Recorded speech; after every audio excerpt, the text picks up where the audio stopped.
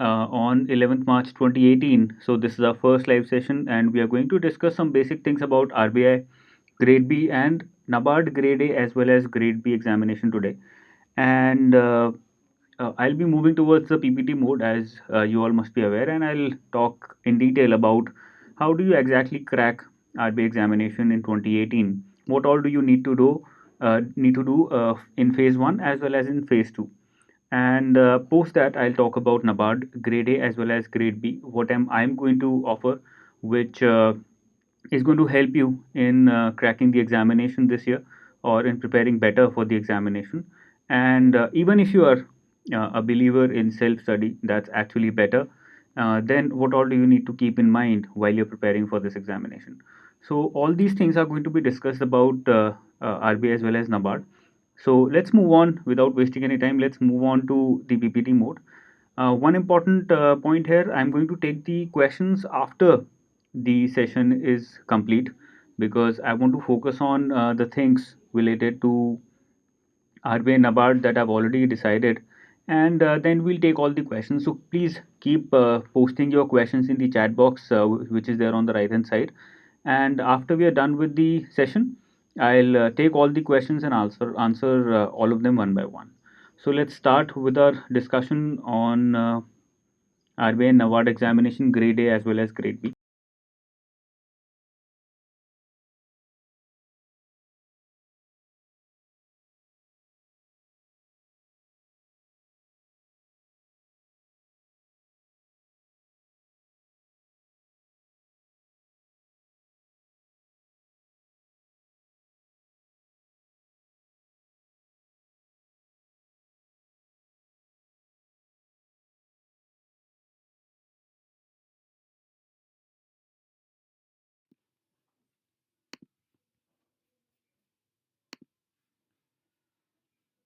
So this is the PPT mode wherein I'm going to discuss how to crack RBI Grade B and NABARD Grade A as well as Grade B and other government examinations if you're preparing for 2018 RBI NABARD examination, and even if you're preparing for 2019.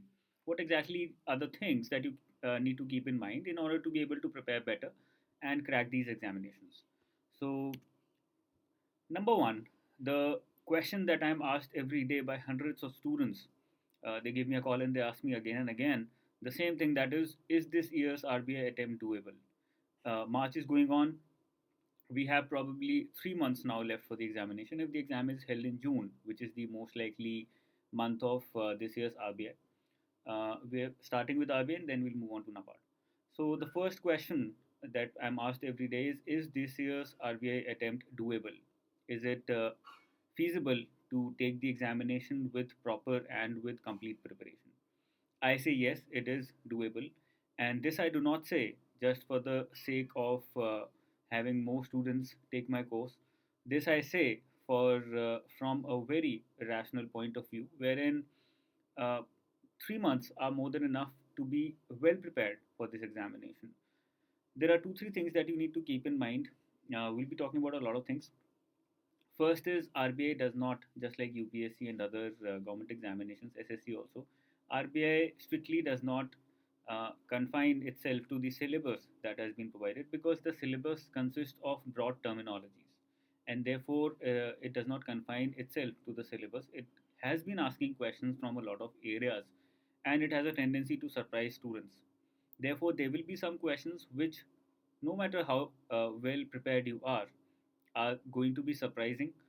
At the same time, there will be some questions which can be answered well with your prior knowledge or with the accumulated knowledge that you have had in the past 4 5 years of your academic or your professional career, of your academic time period or your professional career. So those questions also can be ruled out for at this moment. Now we are left with questions which are direct, which are related to the syllabus to a very good extent, syllabus or current affairs, and which can be answered uh, by using your 3 months of knowledge. Now, how exactly do you prepare in order to be able to take this examination seriously in the next 3 months? That is what I'm going to discuss first here. Now, even after 2 months, there is, if there is 1 month left, then the same thing is going to apply. And the reason for that is if you start preparation after 2 months, then you are in that mode wherein your other people are revising. So you have to go with the speed with which other people are going. So in effect, after 2 months from today, if you are starting, then you have to go in the mode of revision. If today you are starting, then there are certain ifs and buts, or there are certain pre-requirements that you have to clear in order to be able to prepare better. Very honestly, to be able to prepare better than others for this examination. And the reason for that is it's all relative, because in this examination there are a limited number of seats. There are a limited number of seats, and there are, you don't know how many people are going to write this examination, so you don't have that number. Let's assume 1 lakh people write the examination and you have 150 seats. Now the seats are fixed, so no matter how good your preparation is, what matters is what are those or who are those people who come in this 150 top 150 ranks. Therefore, your preparation and your score is relative to others' preparation and others' scores. So that needs to be kept in mind. So if you're starting today, this is the entire breakup, and I'm going to take all these one by one. So first is phase one, and the second is phase two. So how exactly do you prepare for both of them, and what are the pre-requirements if you're starting today? In phase one, as you all must be aware, there are four broad sections: general awareness, quant, reasoning, and English. We are going to keep discuss about these three. General awareness can be prepared well in 15 to 20 days and can be revised well in 4 to 5 days if you are starting very late. If you are starting today, even if in every month you give out 3 to 4 days, you can prepare every month's general awareness, and that is what accumulates to 15 to 20 days for 6 months. Now, 4 to 5 days are going to be kept aside towards the end of your preparation when the examination is very near, and that is when, so that remains the same for everybody. So, let's remove it. So, if you're starting today, 15 to 20 days for general awareness for phase 1 in the entire 6 months of 1st January to, let's say, 31st May of current affairs that you have, general awareness that you have for phase 1. 15 to 20 days for that. So now you can rule out, or you can, you can specify, or you can keep aside 3 to 4 days every month for general awareness of phase 1. Second is your static portion of phase 1. This has not been given importance by RBI also for the past 4 5 years, but last year there were a lot of questions from the static portion, and therefore we need to refocus on the static portion as well. So how much time do you need for static portion? Let's say a max of 4 to 7 days for the entire preparation of static. Now in static, there are a lot of facts, there are a lot of numbers, a lot of different ways to understand and remember those facts and numbers that you have, and therefore you have to keep aside a good number of days for revision also. Let's say 3 to 4 days for revision, because it is difficult to remember these kind of facts. Current affairs or general awareness, it's easier because it is directly related to whatever you have been, whatever has been going on in our day-to-day lives. But when it comes to the static portion, it becomes a little difficult to remember them, and therefore more time for revision comparatively. So these are the two things, so you need to cover these two. We'll be talking about quant, reasoning, and English one by one. Now let's come to phase 2. In phase 2, there are these four sections that the entire preparation can be divided into: economic and social issues, finance and management, English descriptive, and current affairs. Now these three papers hold equal importance of 100 marks each. Really sorry. These three papers hold equal importance of 100 marks each, and current affairs is a part of all these three. So that needs to be prepared simultaneously. So this is what we are going to discuss so that you are able to strategize your preparation starting today. So another important thing that I'm going to focus upon is that whether you are a student who has a finance, economics, or banking background, whether you're working in a bank or have cleared various banking examinations or SSC or similar government examinations. And the second classification is whether you are a BTech student with a BTech background. A lot of students are there who are either working in the software industry, IT industry, or there are also students who have BTech background. They're working in banks, but they don't have any background in finance or economics. So, what is going to be the implication for that? So everything that we discuss is going to be divided into these two parameters, or these two classifications are going to be made. General awareness, there is no difference between these two. Let's discuss about them that also. So let's come to general awareness. General awareness, as I said, there are two major divisions that I have already discussed or talked about. How are you going to prepare for it, and how much time do you need to give for it? The second thing is there any difference between finance background students? Let's write F for that, or B, that is BTech background students or banking students who have a BTech background. So for current affairs, there is going to be no difference among these two kinds of people. Everything is going to remain the same. So the way a finance background student is preparing is going to be the same that a BTech background student is going to prepare, or the level of these two people is the same. If, for example, you are a student with a caliber of 40 on 100 right now, if 100 is the best student or number one rank, you are at 40. BTech background might also be at the same level, and in order to rise up to 100, you have to follow the same strategy because there is no difference. So in current affairs, you need to prepare last 6 months current affairs, 5 to 6 months current affairs from various sources that are available online. One important thing that I want to mention here is, do not try to cover current affairs or general awareness for phase 1 daily. Please do not do this, and I'll tell you the reason for this. It is good if you're doing this during your free time, while you're traveling, while you're in office, and you just want to have a look at current affairs, whatever has come in the day. But as a strategy, it is not a very good strategy because our minds function in a particular way. So if you try to spin your mind, or if you try to move from one subject to the other in an entire day, in one day itself, that is very counterproductive because your mind takes some time in order to get used to what you're starting, what you're thinking about.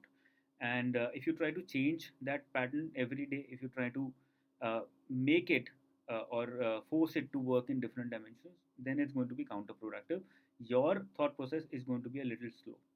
What is more productive is, you take out one day every week, or you take out in a bulk 3 to 4 days every month, and in this time period you cover the entire current affairs. That is more productive. The pre-requirement is that you are aware about the sources that you're going to use. Decide upon the sources that you want to use and use those sources only. If you stumble upon, or if you chance upon a new source which is good, you can inculcate that also. But do not try not to cover it every day. That is counterproductive. It is also not helpful in making notes, because every day then you are making notes of 2 3 pages for one thing, and then you're shifting yourself to something else and covering, trying to cover that and make notes for that also. It is more productive that you're doing one thing for one day or for the next 3 4 days, so that your speed also increases. The same goes for static GK. Static GK can be covered very well in 4 to 7 days. So you can decide to cover it now at this moment, and then can revise it after every 1 month. So after every 1 month, you can give out 1 to 2 days. One day is also sufficient in order to revise, and then towards the end, when the examination is very near, then you can revise it yet again. So that is what you need to follow for general awareness. Now let's come to quant, reasoning, and English. So when it comes to quant, then how exactly do you prepare, and what are the different levels? If you're a BTech student, it is normally considered or assumed that you are better at quant, better at maths, and that actually happens because you've been reading about or doing a lot of mathematical questions, integration, differentiation, index numbers, LPP. All those things are very much involved in your entire graduation or post graduation. But that does not happen a lot with students who have management background, who have finance background. They might be good at maths, or they might be above average in maths, but the level of, or the kind of thought process that they have is not very good, or is not similar to what is required in the examination. Therefore, you have to train your mind to be able to rise to the standards that these students are at without any preparation. So I'm assuming that both of you are without any preparation at this moment. So what do you do in order to find out where do you lie and how do you improve? So in quant, what you can do is, you can take some free tests in order to find out if you're a starter, or if you're going to write this examination for the first time. You don't know how to prepare for quant, reasoning. That is the entire phase one. What you can do is, you can take some free mocks. I'm also going to launch some free mocks for phase one. So you can take some free mocks, let's say one to two to three free mocks or one to two free mocks, and you can find out the average scores of all these areas. That is quant, reasoning, English, and your current affairs, general awareness.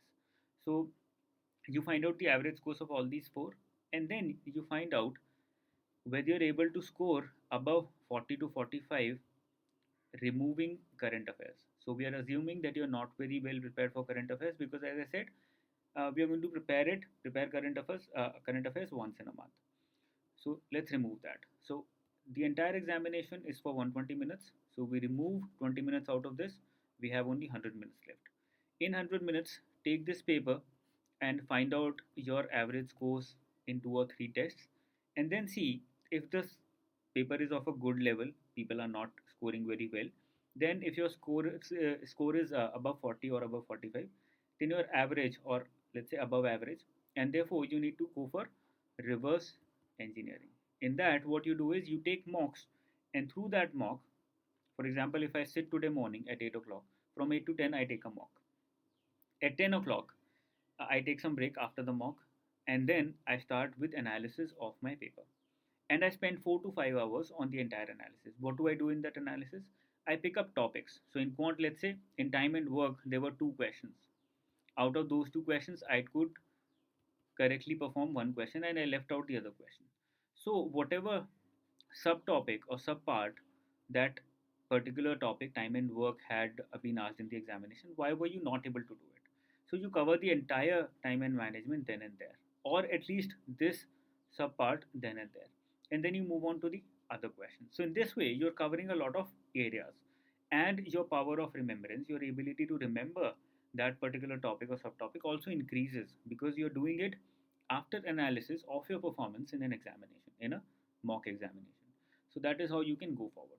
If your performance is less than 40, then you need to seriously look at your concepts, your clarity regarding your concepts, and you need to build up your concepts only before you start taking mocks, and that is going to take some time. Now, for BTech students, you have to take some mocks also if you're writing this examination for the first time and find out your scores, and it has to be the same. The chances are high that BTech students, there will be more number of BTech students who will be average or above average, but other students might lie below this also. Considering that you have not been through CAT examination and other examinations which test your knowledge on these grounds. Now, this is for quantitative aptitude, reasoning, as well as English. This is the strategy that you're going to follow for all these three. If you're below 40, you have to build up your concepts. If you're 40 to 45 or above that, you can go for reverse engineering and can build up on your concepts through these tests only directly. So that is going to save a lot of time. How much time is it expected to take? If you go for RE, then one day every week you can give out, or 2 days every week you can give out starting April. April and May, 2 months are going to be enough. 1 or 2 days, you can start with one day now, and you can increase it to 2 days as the exam comes near. If you are very weak, then you have to shell out 15-20 days at least. That is the minimum that you have to shell out in order to improve in quantitative aptitude. Only then can you improve in phase one. Only then can you move towards proper preparation of phase two, because then you know that you are not well prepared for phase one also, and you need to improve your standards. So this was for quant. Reasoning also same strategy. English also same strategy. One more thing that I want to discuss about is the level of questions. So in the level of questions, till last year, the questions used to be, so this is CAT, this is RBI, this is SBI, then we have IBPS, and then we have SSC and other examinations. This used to be the chain of the difficulty of questions that used to be asked. Now, what they have done, what RBI has done, although the difficulty of questions is still below CAT, but how do they play out with students' minds? Let's take a very small example that I can just remember right now. So, the example is let's say there is a question on input output. You all must be aware what exactly happens in an input output question. So, you are given an input, and let's say you're given some numbers only. It's a numerical input output: 5, 21, 35, 46, 79, 99, something like this. and then you are given outputs. You're given output 1, 2, 3 till output 6, something of this sort. And then you have to find out what is the last. You're given another input based on this input, and you have to find out all these outputs. What normally happens in an input output question is you're given one entire question, and then you're given another input, and you have 5 6 questions based on that input. So in a time period of 5 to 6 minutes you're doing 5 questions, or 10 minutes you're doing 5 questions. But what RBI did last year was, instead of giving 5 6 questions based on this one question, what it did was, it would give you another input that is also numerical in nature, and it would ask you only one question. It would ask you only one question based on this entire. So it took you 4 to 5 minutes to break down or to solve this jumbled up thing that you have been given, and to apply the same in another input, and then you found that there was only one question. So it took you 5 minutes to solve one question. Now that is a waste of time. So what you have to do while reading questions for RBI examination specifically, and for Nabad also the same thing happened, is that you have to see the answer choices also. You have to see how many questions are being asked specifically in reasoning section, how many questions are being asked from that one question. So if there is only one question and you know that this question is anyhow going to take me 5 minutes to crack, or 3 minutes at the most if it is a simple question, then in 3 minutes I'm doing only one question. Three question to crack this, one question to 1 minute to 3 minutes to crack this, 1 minute to crack this, and in 4 minutes you could do only one question. So that's a waste of time. So you find out questions where you can solve one question in at least a minute, in a maximum of 1 minute. You solve those questions and then you come back to these questions. So in this way the level of difficulty has increased now. Although in cat examination also the input output question might be a little difficult, but they're giving 5 questions, so anyhow in 10 minutes you're doing 5 questions in one go. But here in 4 minutes you're doing only one question. So that is how the level of difficulty increased in RBI. It's not always the quality of questions, it is also at the same time how many questions are being asked from that one particular information. So this is one example wherein RBI played with students. So there are a lot of such examples wherein RBI has made it more difficult by increasing the focus on time management skills of students. How do you manage your time? How do you manage yourself in that examination? How observant and how present minded are you in that examination? That also matters a lot. And that is what RBI determined, or RBI tried to find out through these tests. So this is how it made it a little difficult. So for English also you need to follow the same strategy as I have told you in quant reasoning. Both of them the same strategy. Let's now come to phase two, economic and social issues. What all do you need to do? Before coming to that, let's talk about the books also. Okay. So if you're taking my course, then what? If you're not going to take the course, then what? So the first situation is you're going for self study, SS. So if you're going for SS, then what do you do? CAT level books you will find very easily in Delhi. All the Xerox of CAT level books, let's say Time of Career Launcher or any other. There are some corrections also which are required. Some questions, a lot of questions are wrong in CAT books also, and therefore you need to keep that in mind. But the way that they build up the concept is good. One problem with these books is that they don't focus on shortcuts. Where will you find the shortcuts? In a lot of SSC books, you will find that, or SSC material, you will find a lot of good shortcuts. As well as there are a lot of online videos wherein you will find good shortcuts, which are although used by SSC students, but some of them are applicable in CAT examination also, or the questions which are of the level of CAT, and that can be effectively used by you in those while practicing questions from CAT books. So this is for self study. Now, what do you do if you're what do you have to do if you go for my course? So let's name it Anuj course. If you're going for this, what do you need to do? I'm covering shortcuts from SSC books. I've covered those already, they're available in video format. Now, what I have done is I have myself applied a lot of these shortcuts in the questions which are given in CAT books.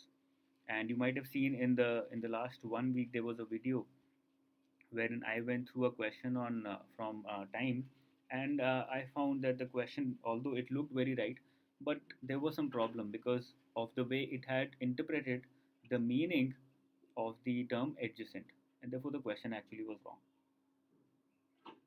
So you need to keep that in mind also. What do you do if you're going for macros? You will have those shortcuts starting from the basics, building up to cat level questions. Secondly, you will not have access to any material because there's a lot of material for practicing, so I do not provide that. There is no use of doing the same thing again and again. It makes more sense to cover something that is not available and that is required to solve a problem. So that is what I've done. So these shortcuts which are applied to cat level questions are very important. Third thing that you're going to get is mocks. Now the quality of mocks, I have kept in mind that the quality of mocks is very good this year. So a lot of questions which are of the level of cat are going to be asked in those mocks. I'm almost done with all the mocks and they're going to be released soon for all the enrolled students. So these are the two things that you're going to get, all a total of 10 mocks, which will be comprehensive, covering all the four sections: quant, reasoning, English, and general awareness, and shortcuts in the video format. Now, with these shortcuts, I'm also going to cover the concepts. So, I'll start with concepts in case you're weak in concepts, and then I'll take it forward through questions, covering shortcuts one shortcut at a time, and then I'll cover the entire syllabus in this format. Now, one more thing that I have done is I have divided every chapter in buckets. So, this is what you do when you prepare for CAT examination, but this is something that has not been done in banking examinations. What you do is, for example, if there is time, speed, distance. So there are different types of questions when you're covering time, speed, distance. There are boats and stream questions, there are train questions, different types of questions, and all those questions have different shortcuts. So I've put all those questions in different buckets when I start discussing a chapter, and I cover certain questions, 4 to 5 questions, 10 questions from every bucket by identifying the shortcuts that you can apply to all these buckets. So that makes it easier for your brain to process that question in the examination. Because what will your brain do?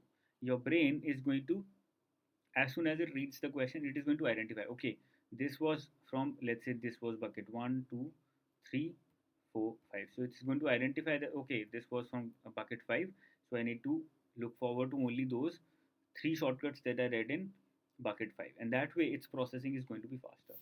It is all going to be subconscious in your brain. You don't have to apply any effort towards this, given that you're practicing enough. So this was for phase 1.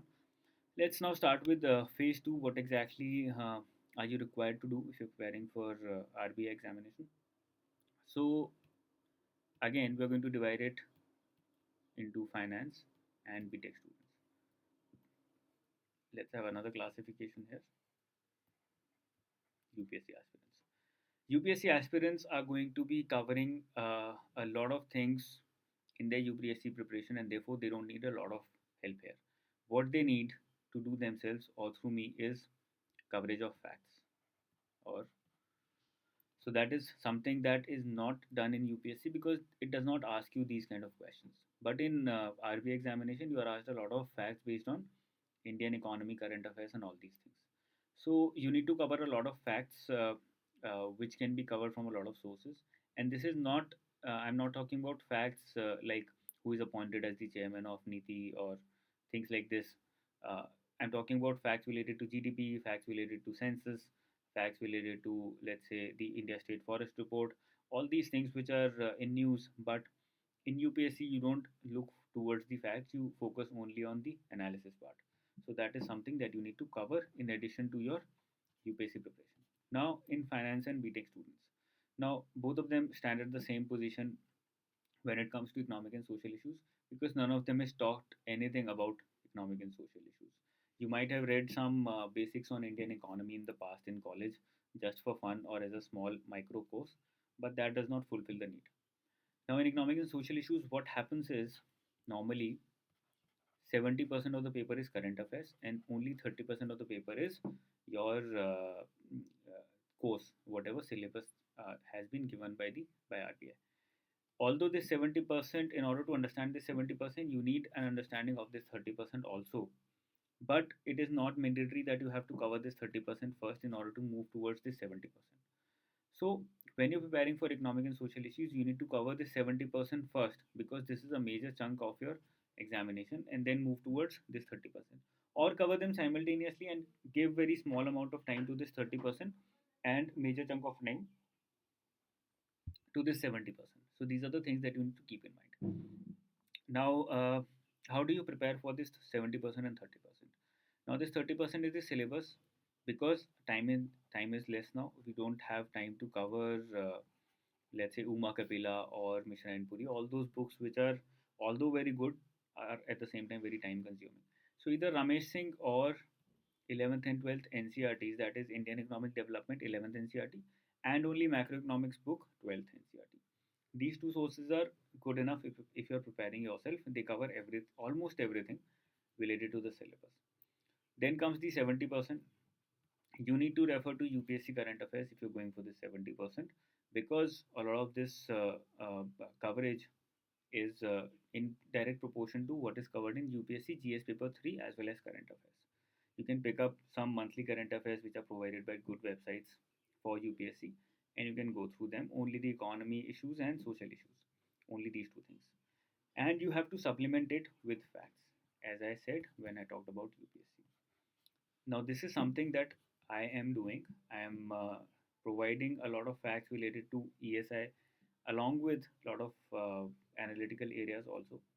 And I have already prepared questions from starting from July 2017, based on the monthly current affairs which are provided by many good websites. And I'm providing those tests regularly to the enrolled students. So that helps them stay in touch or understand what kind of questions can be asked from ESI from the current affairs, because this is the major chunk. This is the area which is the most important. Therefore, this is being covered regularly. So these are the things that you need to do in order to cover ESI. This covers almost everything. You have a lot of sources. You have Kurukshetra, you have Yojana, you have PIB. A lot of these sources are available. So what you need to do is Kurukshetra. You can decide not to pick it up because it focuses more on agriculture and rural development. Yojana, you can pick up important topics like banking sector. Yojana was released in January, and that, because it was important, it was covered by me in January itself. Yojana can be picked up, all the important or relevant issues only. PIP, I'm covering it every day and it is provided on YouTube, so you can cover it from there only. You don't need to go through PIB and cover it. Business, any newspaper related to economic and social issues, even the business newspapers like Business Standard or LiveMint or Financial Express, they cover a lot of economic and social issues at the same time. So you don't need to refer to the Hindu only if you're not preparing for UPSC. Of course, if you're preparing for UPSC, then you are anyways reading the Hindu or Indian Express, and therefore that should do the job. So this is all that you need to do for economic and social issues. One more thing: budget, union budget, as well as the economic survey. Now, in there are two things here.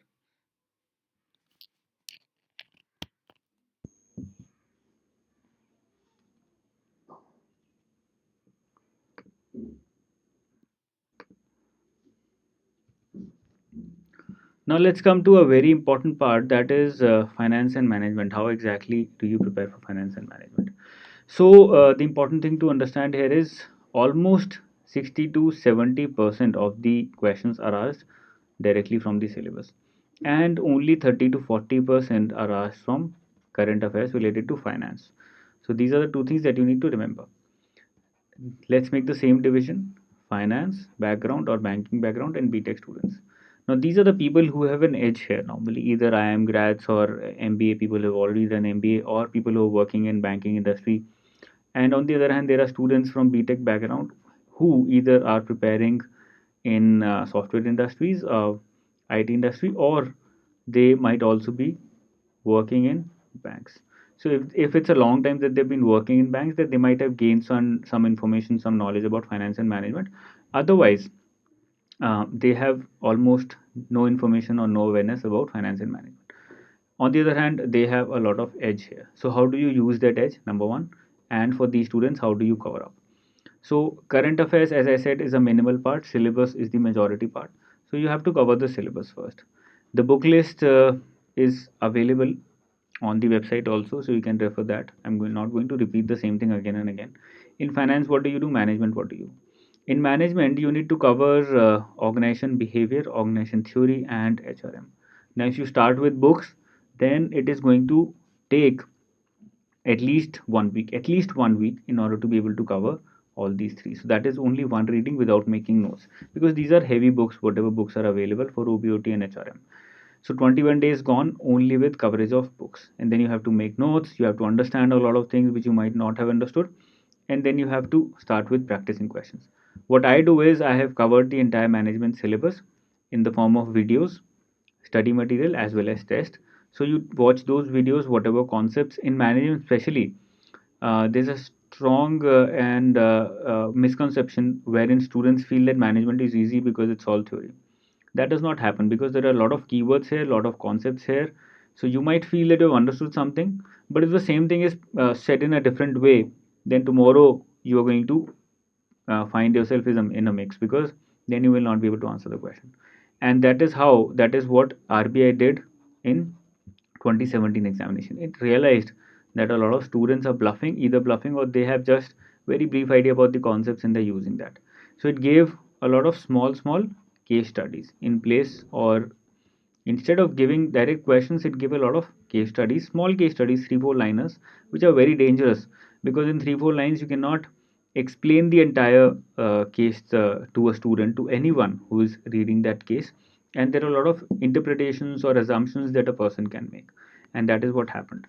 But one important thing that all the students can do in order to crack this is rely a lot on case or a lot on keywords in order to solve these case studies, because although the case studies look very confusing, the questions that are given at the end of these case studies are simple because they're using keywords. So if you have a good idea about those keywords, it becomes easier for you to solve the question.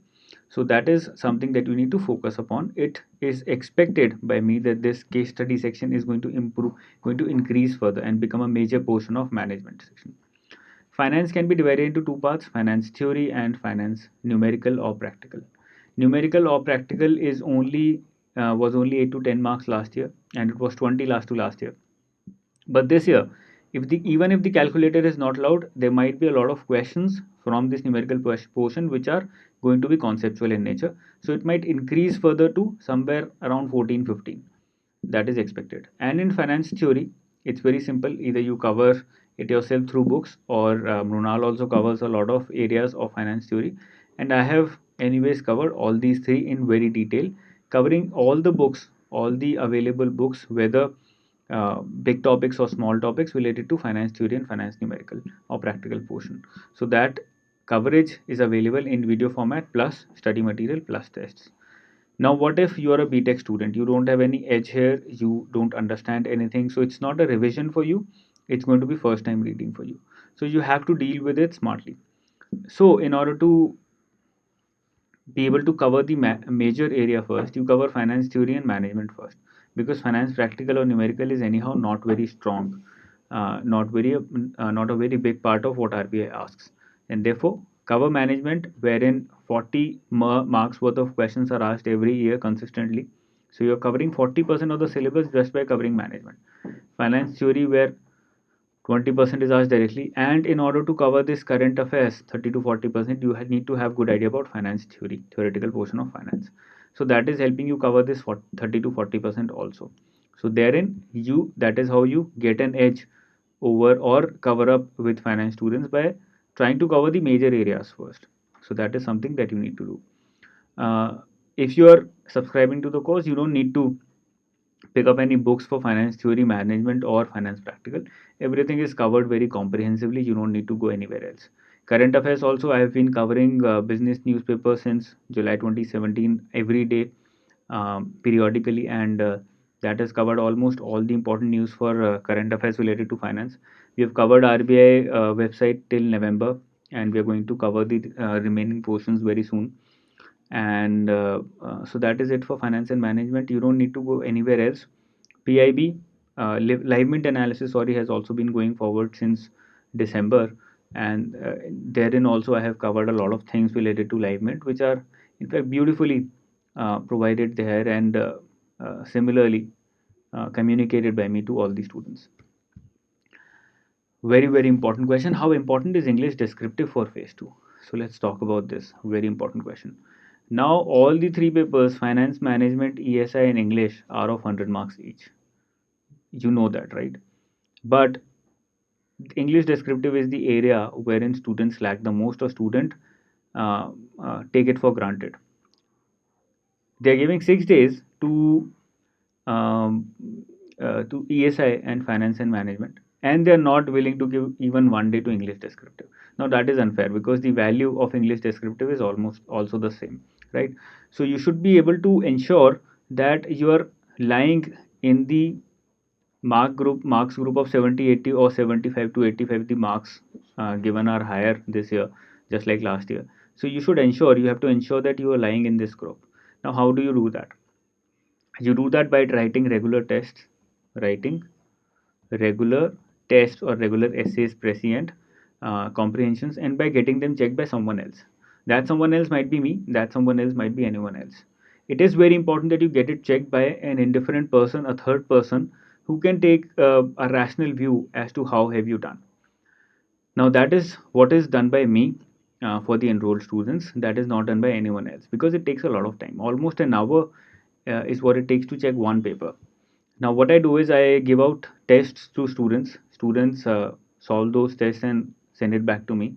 And then I provide feedback and share those feedbacks with the students, which are very detailed, paragraph by paragraph. I cover everything. Okay, in the introduction, this is something that you've done. This is good. In the body paragraph, you have written these 2 3 points.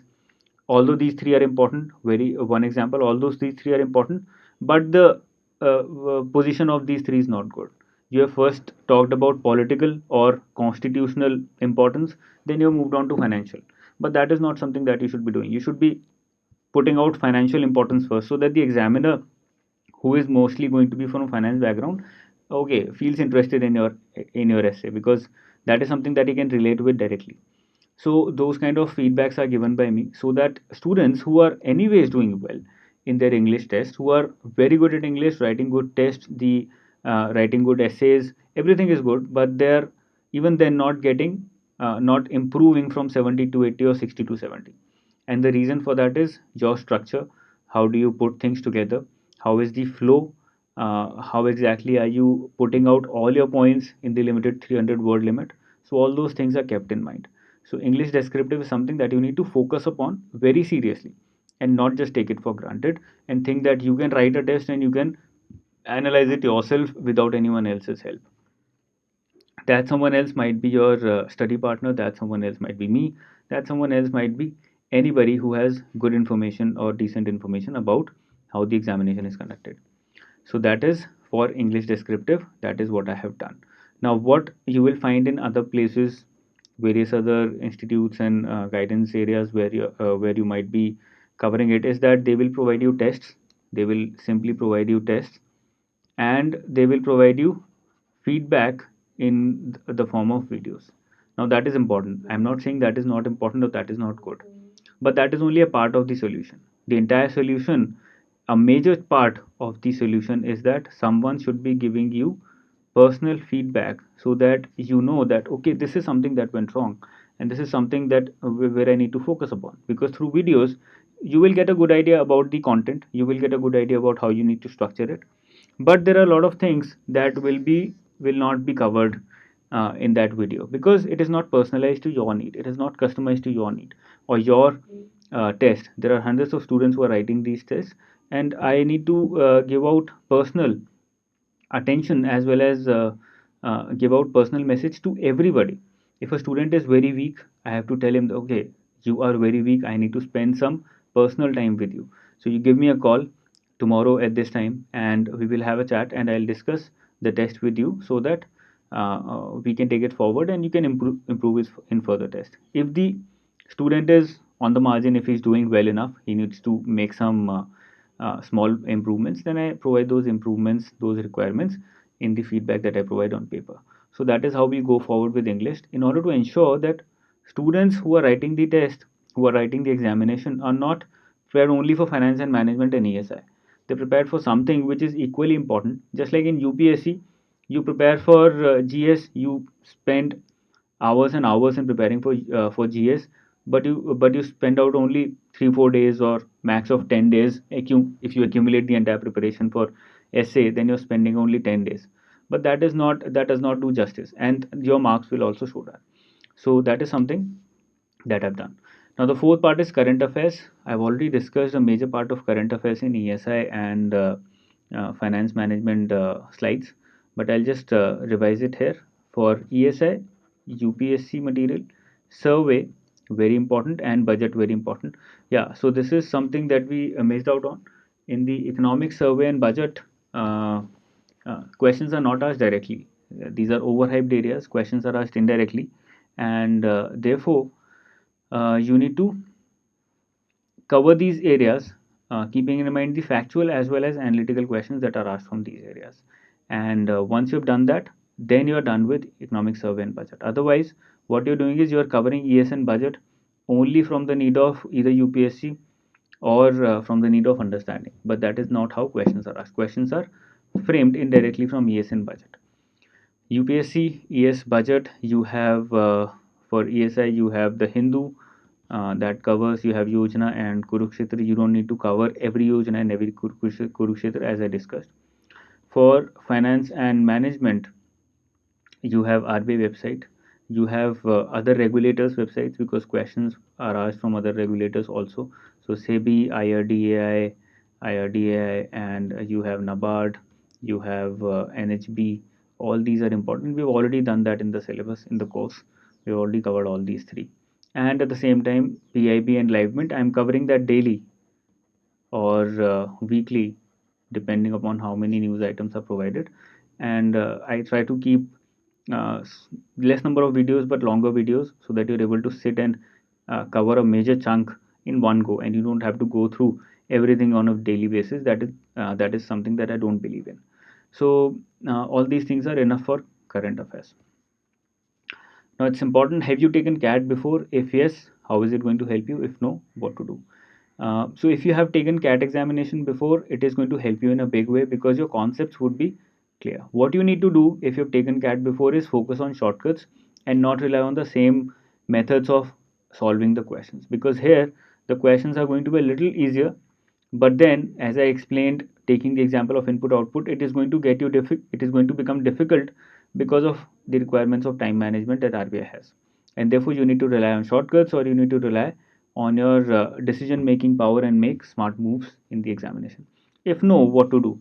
If you're a starter, you need to build up your concepts. There is no second way.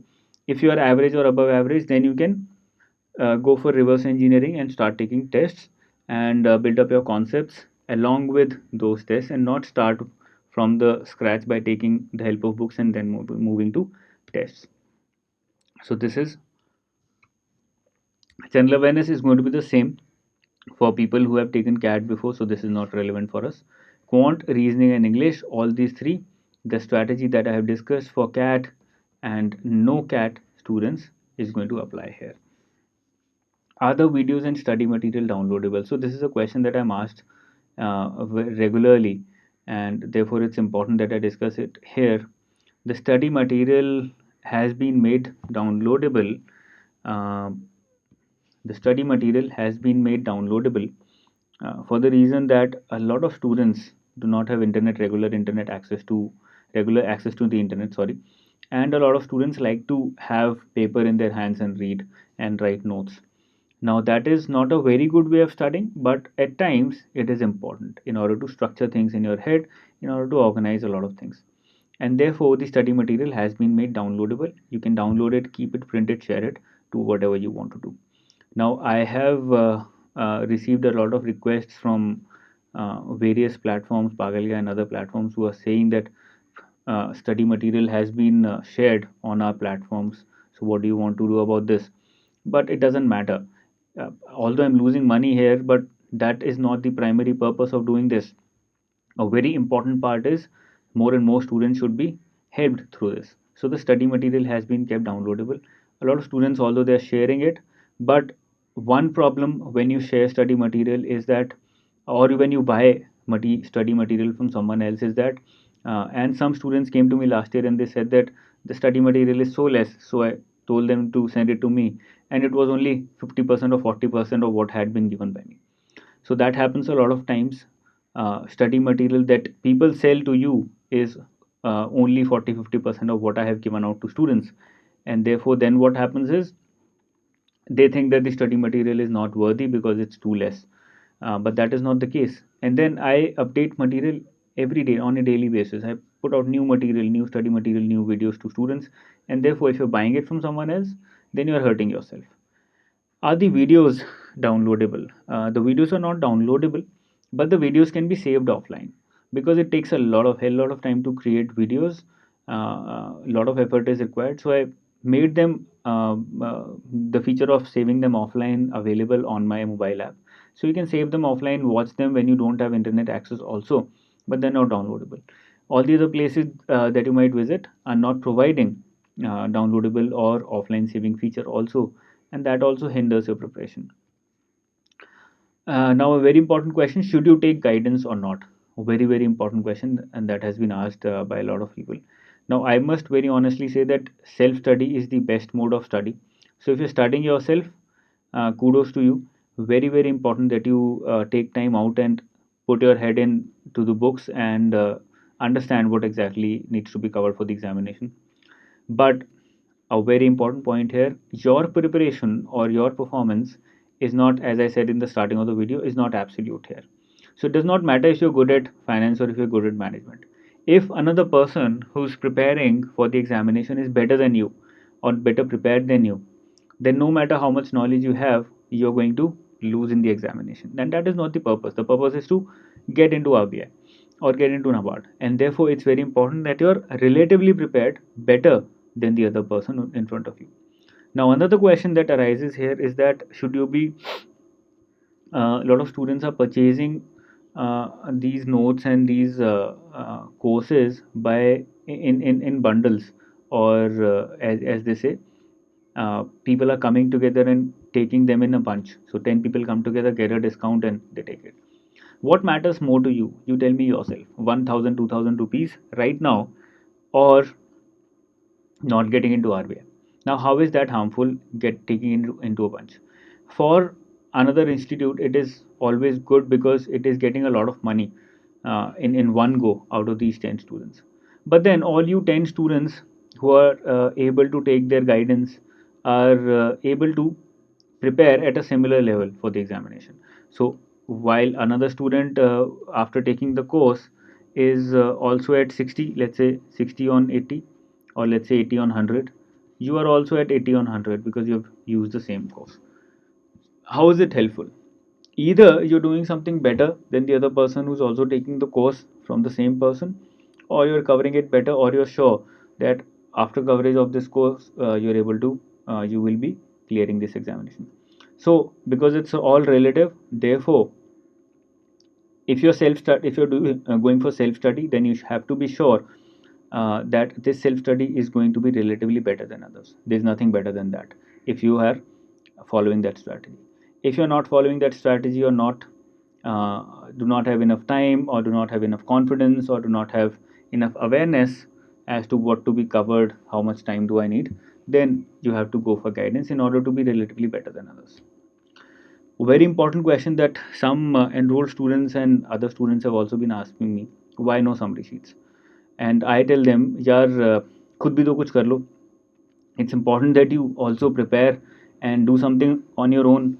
Up, if I give you everything on a plate, so when I'm giving you the course, everything is prepared on the plate and given to you. Okay. Now you're telling me, sir, आप खाना भी खिला दो हमको, हम अपने हाथ use नहीं करेंगे. Now that is not something which is appreciated.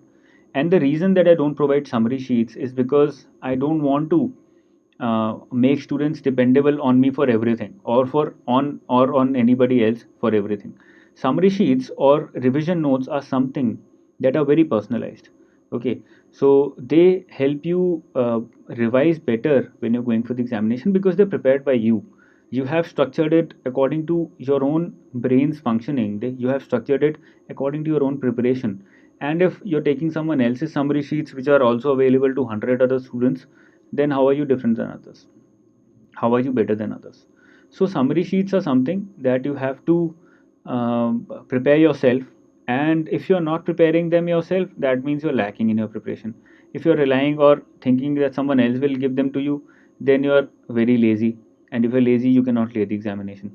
And if you're relying only on summary sheets, then you're stupid. Because if you're thinking that reading 10 pages for management is better than reading 100, which is the detailed note, then then you're thinking that eating a five star is better than eating an entire Amul 100 rupees chocolate. How is that going to be better? 100 rupees chocolate is going to be more satisfying because it's bigger, it has more content, but it is going to be expensive at the same time. Okay, so no summary sheets by me, because I strongly do not believe in that entire idea where I give out everything to you and you don't do anything for your own. Now let's discuss Nabad. So we've discussed RBI. I'll be taking the questions after we are done with the entire entire session. So let's briefly understand what do I provide. I have just launched the Nabad. I'm just launching the Nabad course. So what exactly is the entire structure of the course, structure of the examination, and how am I going to cover it? Now, paper 1 has Nabad grade B, phase 1 has reasoning, English, computer, general awareness, quant, and ESI. Now, this is going to be, sorry, agriculture also. So, both these are going to be covered by me in a combined manner for both phase 1 and phase 2. And all these other areas are going to be prepared as per the level of RBI examination. So whether you're preparing for RBI or you're preparing for Nabad, the preparation is going to be the same. ESI, how is it going to be covered? Through mocks. ESI is going to be covered through mocks, through videos, and through study notes.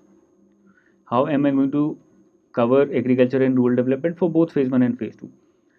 Rural development and agriculture through Kurukshetra, through Yojana, because that is the major, through agriculture ministry and various rural development ministry and other ministries which are related with this.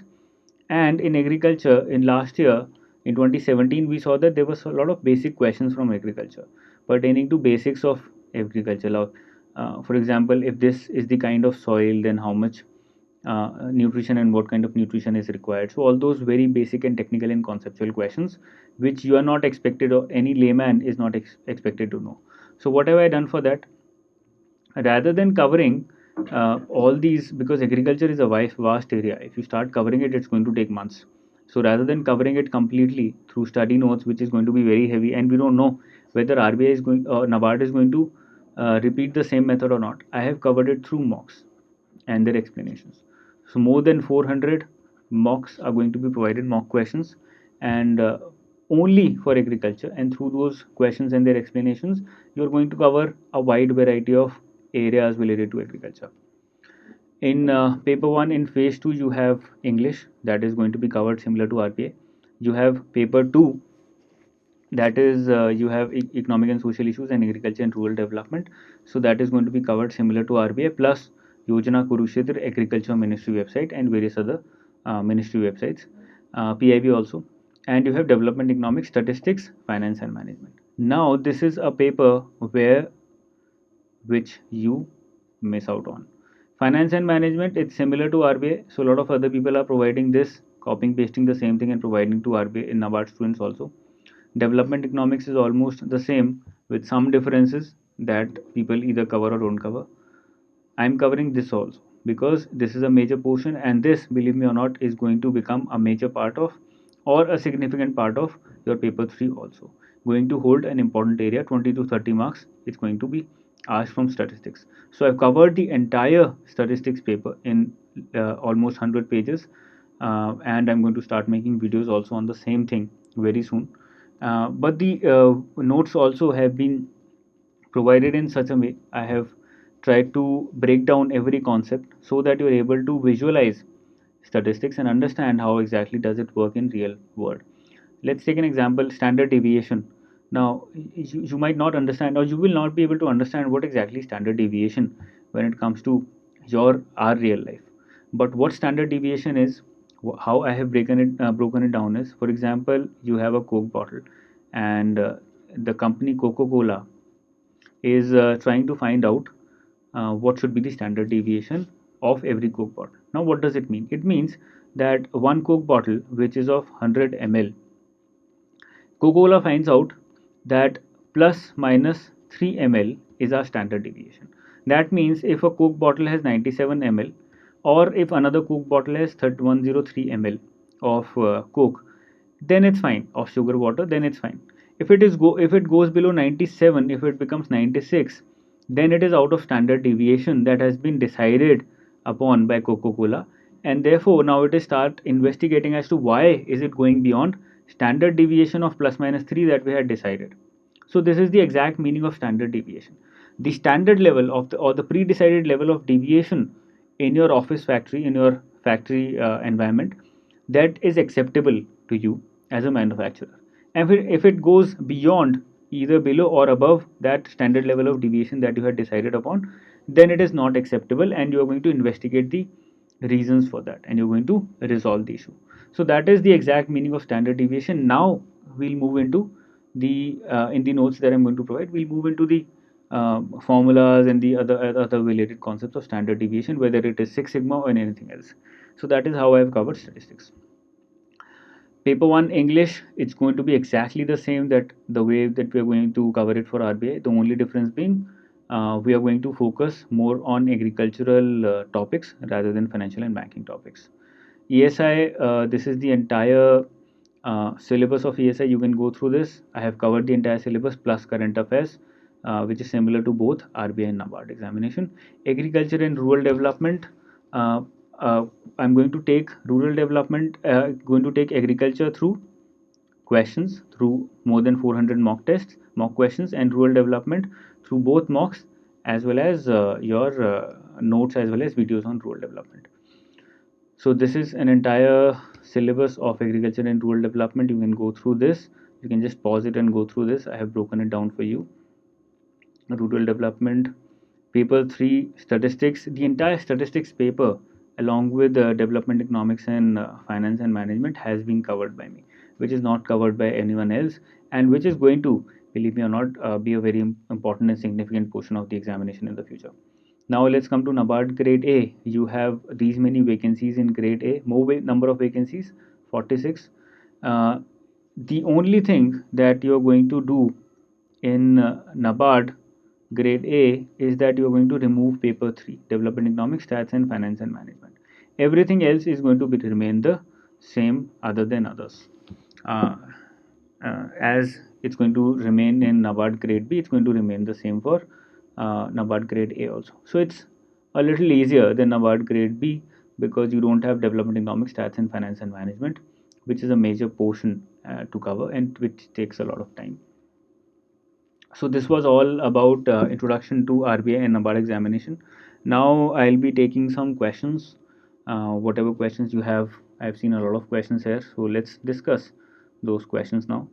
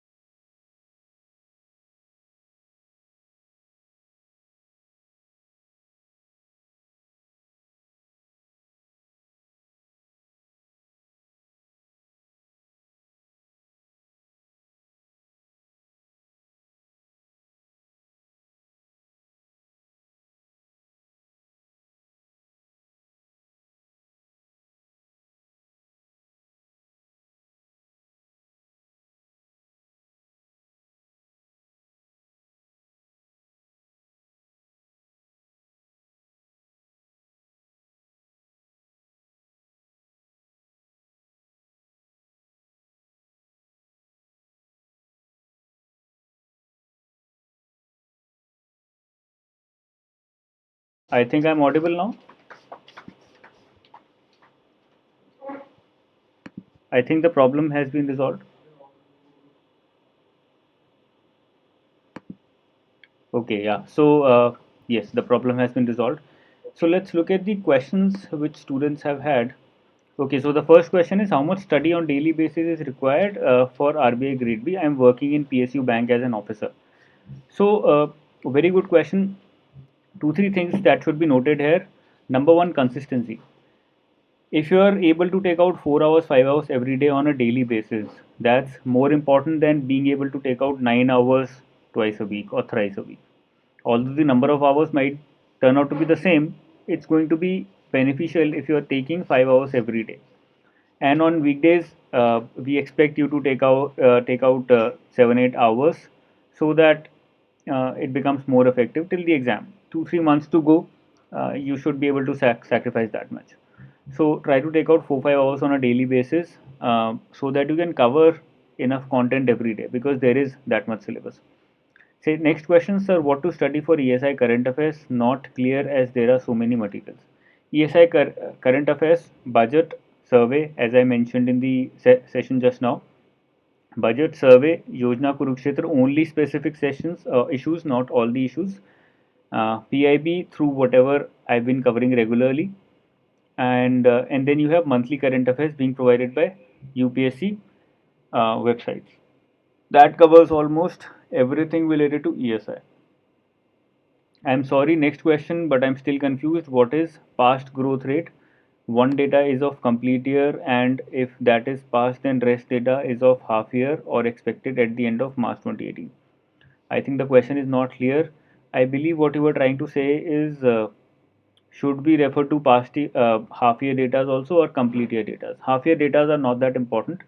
There was one question, I think 2 years before, which was related to some half year data, but those are exceptions. No need to overburden yourself with lot of data, half year, quarterly, daily. So keep it simple. Monthly, yearly data is very very important, and that is what you need to remember. Sir, I'm working. I hardly get time to study. Is your course enough for preparation if I start from now? Okay. So, finance and management course is enough. You don't need to refer to any other book, anything else. ESI, the syllabus course is enough. Current affairs, only monthly current affairs provided by UPSC websites. Two or three good ones, Insights or Vision. I provide tests based on those monthly current affairs because they are good enough. So I don't need to replicate it or make the same thing in my name. So I make questions on the basis of the topics which have been covered by them, so that it becomes useful for the student also. Okay. So FM nothing, English nothing, ESI only monthly current affairs, nothing else. Do we need to make notes out of your lectures or printed ones enough? No, you should be making notes out of the videos along with the study material. So refer to the study material and the video simultaneously. Don't just refer to the videos when you're traveling or doing something else also at the same time. Try to make it more effective for yourself by covering the notes and the video simultaneously. Okay, so there was some question on it being very costly. See, there are certain reasons. First of all, English, as I told you, I have been covering English descriptive in a very detailed manner because it has equal weightage as finance management and ESI. But people try to ignore it or tend to ignore it. So, what I'm doing is I'm providing feedback to all the students, checking all the papers myself. I don't outsource or give it to anyone else. I check all the English papers myself. I provide feedback myself. I talk to students who are very weak in English whenever I find that out. And if you add that all those things, then it comes out to be the same. Nobody else is doing that. So the gap is 3 4,000, and that is because of this problem or this issue only, that they're not spending time on a student. Personal attention is not provided. But I try to do that because that's very important. Budget and economic survey should be covered cover to cover. No need to cover it cover to cover, page to page. Lot of videos available on economic survey, they cover it pretty well. You can refer to 2 3 videos, Munal, Study IQ, whatever I'm going to provide, and those are going to be enough. Budget also, I provided enough facts and that should be enough. No need to spend 1 week on economic survey, that is not going to be productive enough. Please provide a timeline Timeline is 20 to 25 days for finance and management. You should be able to cover it completely, and simultaneously you are also covering current affairs for phase 2. Next 10 days ESI syllabus covering uh, the current affairs simultaneously, and then you move towards phase 1. This is assuming that you are average or above average in phase 1. If you are very low or very uh, below average or not very good at phase 1, then you need to cover it first or cover it simultaneously at least. How to cover government schemes, what to remember and what to ignore. There are hundreds of schemes. There is no choice, you have to remember everything in schemes. All the facts, all the provisions, all the features. Because they are asking very irrelevant questions also out of these schemes. So, no way out of this, you need to cover it. What else to study other than your notes? I've already covered this. Any timeline for this course, I've already covered this. Among all the parts for phase 1 and phase 2, which part should be completed first? This I think I've already covered in the session. Phase 2, I said finance theory and management first and then finance practical. ESI, there are no subparts, you need to cover the syllabus in one go. Phase 1, you need to cover quant, reasoning, and English together. Like there is no one is more important than the other because there are sectional cutoffs. General awareness, as I mentioned in the session, you can cover general awareness 3-4 days a month in by giving out 3-4 days a month or one day per week. That's more effective. So these were the questions. I hope a lot of questions were answered, a lot of doubts were cleared. We'll be holding these sessions every week. So I've decided that every Sunday we'll hold one such session at 7 p.m. You can join me in those sessions. From the next session onwards, we are going to discuss some technical aspects related to RBI and Nabad examination. So we'll start with questions on finance as well as economy. So I'm going to discuss some new kinds of questions on economy and finance also that might be asked by RBI this year. So we'll be discussing that, and then we'll move forward and take more sessions and talk about a lot of new things. So that's it for now.